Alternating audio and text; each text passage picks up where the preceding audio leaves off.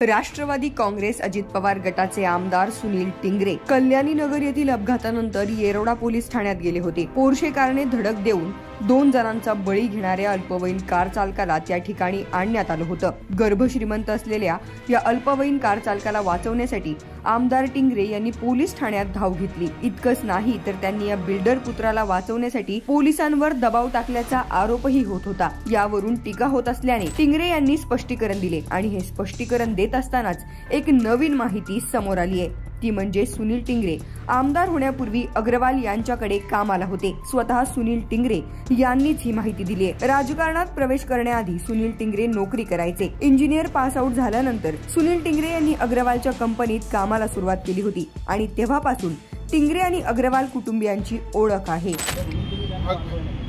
राजकीय क्षेत्रामध्ये मी प्रवेश करायच्या अगोदर ज्यावेळेस मी नोकरी करत होतो त्या काळामध्ये मी त्यांच्याकडे काम करत होतो।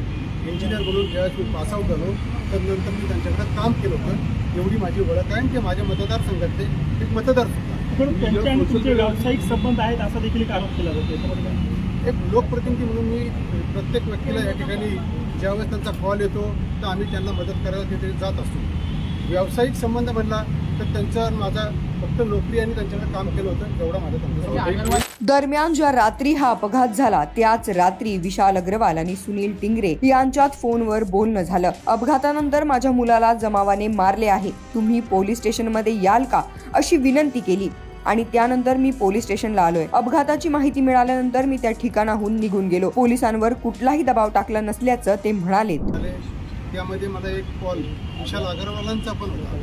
त्यांच्याकडनं ही माहिती देण्यात आली की माझ्या मुलाचा ॲक्सिडेंट झालेला आहे, त्याला पब्लिकने खूप मारलं आणि पोलीस स्टेशनला नेलेलं आहे, तर प्लीज आपण या ठिकाणी येता का।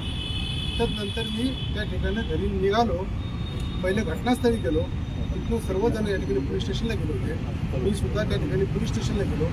पोलीस स्टेशनला गेले असता त्या ठिकाणी PI साहेब अवेलेबल होते।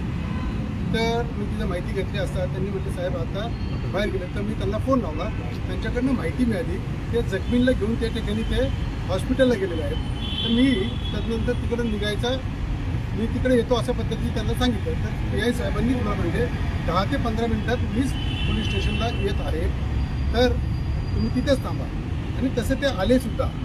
आल्यानंतर मी त्या ठिकाणी त्यांच्याशी जाऊन भेटलो, पूर्ण घटनाक्रम त्यांच्याकडनं माहिती केला।